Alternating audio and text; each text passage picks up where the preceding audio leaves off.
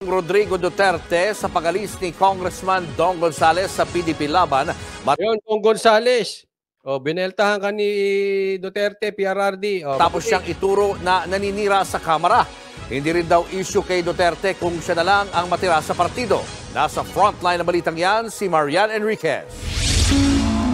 Mismong si dating Pangulong Rodrigo Duterte na ang nagsabi walang problema sa Teka, parang masyadong malakas yun kanya kung tanging siya lang ang matira ng miyembro ng PDP laban. Even if I remain to be the only one na PDP, okay na sa akin. Wala akong problema. Hindi ka nag-iisa, Tatay Diggs. Marami kang kasamahan, dito kami. Alam nyo, tingnan ninyong mabuti itong sasabihin ko. Si PRRD, katulad na lang natin. Oo, dati siyang presidente, pero ngayon ordinaryong citizen na lang siya. Pero nung siya ay nagsalita, gaya nung anak niya nagsalita ng tambaluslos, yanig sila lahat. Ngayon nagsalita si PRRD, yanig sila. Kailangan nilang gumawa ng resolution, kailangan nilang mag-loyalty check, kailangan nilang mag-drama-drama, kailangan nilang magsagutan kunwari. Di ba? Kailangan nilang magpapirma.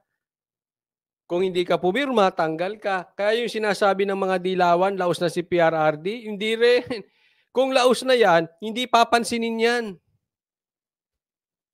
Lahat ngayon ng congressman nakafocus sa kanya. Yanig sila Ninervyos. Nanginig yung mga betlog. Ano ba yun? Nanginig. Nakita natin. Nung nagsalita si, hindi nyo ba narinig yon? Nung nagsalita si Tatay Diggs ng ganyan, lato yun, lato. Oo. Nagtunugan yung mga lato. Hindi nyo siguro narinig. Ako, rinig ko yun Sabi ko, puro lato yun Mga betlog ata nila yun Nanginig. Ganon ang arrival ni Tatay Diggs, nagtutunugan ng mga loto-lato ng mga congressman. Nadali sila.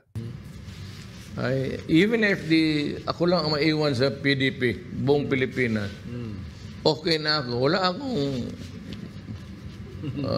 dynamics dyan. Hindi ikaw lang. Sasamahan ka namin. At I'm sure, pag ikaw ay nag-number 1, Tatay Diggs, sa Senado, tingnan mo yung mga yan.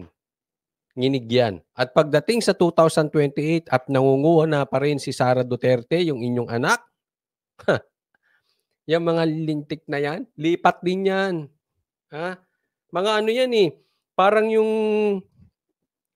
mga vloggers, yung si yung bading, basta hindi ko na, basta yung kita mo, iba na raw ang tono ngayon. Nag-iibahan na sila ng tono. Oo, nagsisimula na. Hindi, relax ka lang dyan. Hindi, alam ni Tatay Diggs yun, kaya pa-relax lang siya. Alam niya, wala kayong prinsipyo. Sinabi niya yan sa kanyang programa sa SMNI kasunod ng pagbibitiw ng kanyang kaalyado na si Senior Deputy Speaker Dong Gonzales kahapon. Sa plenaryo Tandaan niyo yung Gonzales na yan, Paglutang ni Sara, lipat yan. O sino makikipagpustahan?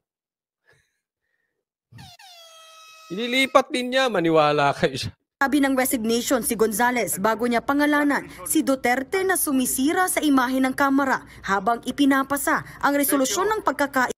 Paano sinisira sa imahe ng Kamara? OA talaga nitong mga to. Paano sinisira? Dati nang sira. Paano sinisira? Hinihingan kayo ng audit. Anong sira doon?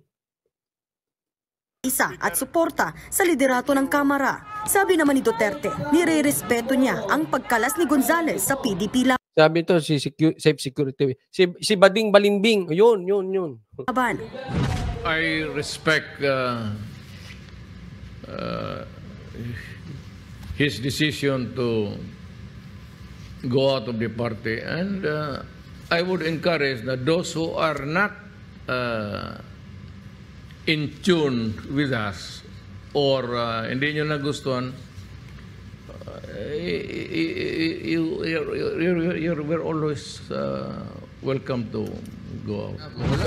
Kulang na lang sabihin niya, kung hindi kayo sa amin, lumayas na kayo. Dagdag pa ni Duterte, maaaring namang palitan ng mga umalis na miyembro, lalo't malapit na rin aniya ang eleksyon.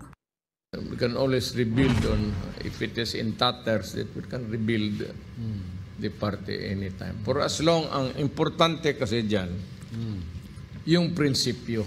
Yes. It's not just the party, yung party principles, importante yan. But the most important is yung tao. Kung may prinsipyo ka, magkakaintindihan talaga tayo. Kasalukuyan Diba? Alam mo, patama yun. Ha? Parang sinasabi niya dito, ako itingin ko lang naman, patama niya sa mga dyan sa Kamara, lalong-lalo na kay Gonzales at saka doon siguro, kasama na dyan si Tamba, na kung wala kang prinsipyo, hindi talaga tayo.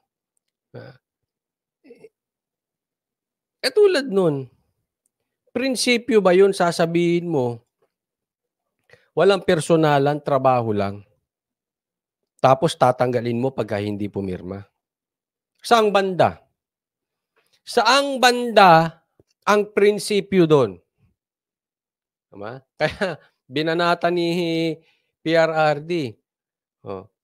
At alam niya, mag-i-election naman eh. So, they can rebuild. Pero alam nila, paglakas sa eleksyon,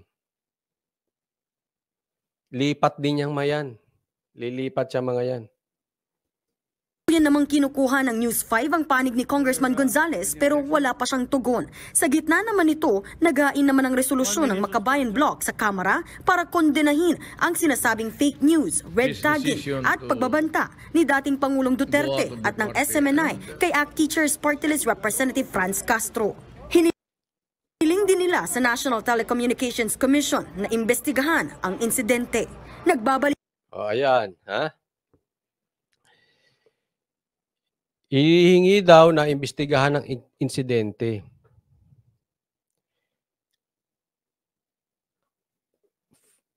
Franz, asaan ang kailangang imbestigahan? Kailangan pa ba ng intelligence funds dyan? Sinabi na yan sa SMNI. Kahit naman mahinang nilalang, napakalinaw ng sinabi ni Tatay Diggs. Hindi, anong kailangan pa ng imbestigahan dyan? Tinatrabaho talaga ang SMNI.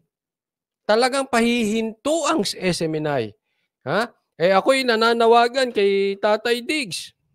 Pag pinahinto ang SMNI, ilipat natin yung gikan mo. Gikan kay Banat Bay. Doon ka na lang magpa-interview kay Banat Bay, tuloy-tuloy yun. Nang si Banat Bay naman ang pag-initan. Ha? Hayley Versosa, maraming salamat po sa kusang loob at sa pag-sponsor ng live na ito. Thank you, Hayley Versosa. Di ba, isa pang kadramahan to? Iimbestigahan. Anong kailangan imbestigahan doon? Ang linaw-linaw. Ako hindi na magugulat kung isusunod nilang tatrabahuhin ng SMNI. Wala yan, kawawa tong SMNI. Pinasisilip na Franz Castro, Romualdez, kayong magkaibigan, sana po maintindihan ninyo na tayo po ay nasa demokrasya. Hayaan nyo kaming magsalita. Kasi po, kayo ay hindi dapat balat sibuyas. Kayo magkaibigan, hindi po kayo dapat balat sibuyas. Ha? Marunong kayong tumanggap ng mga kritiko kasi nga, kayo ay mga politiko. Pagka ipapaimbestigahan ninyo. Ano ba naman kayo? Akala nyo naman, napaka-lilinis nyo. Tingnan mo ito Itong nangyayari dito sa West Philippine Sea.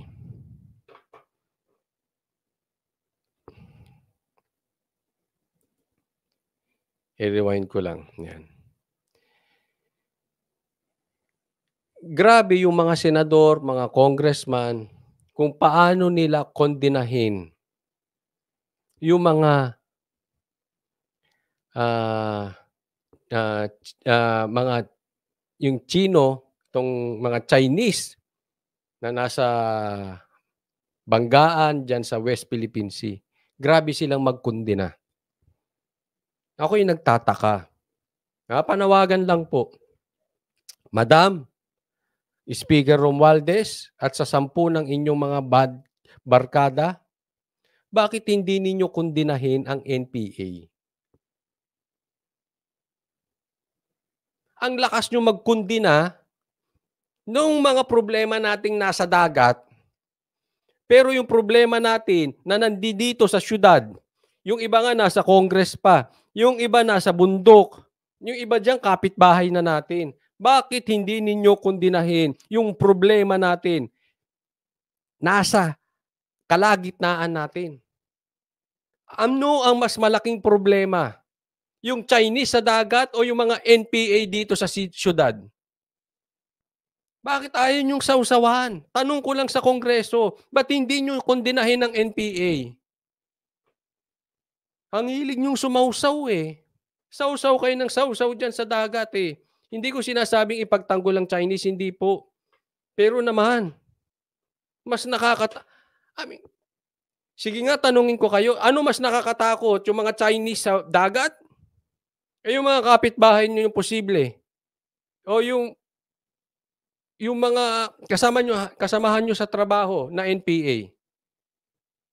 Sige nga. Bakit tahimik kayo sa NPA? Huwag nyo kaming sabihan ng red tagging, ganito. Hindi. Hinihingi namin kondinahin ninyo NPA. Ba't hindi nyo magawa?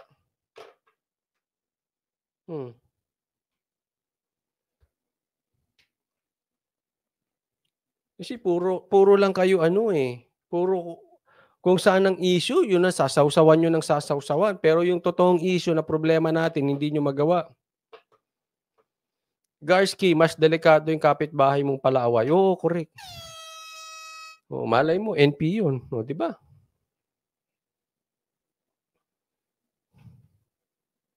Ewan ko dito sa mga ito.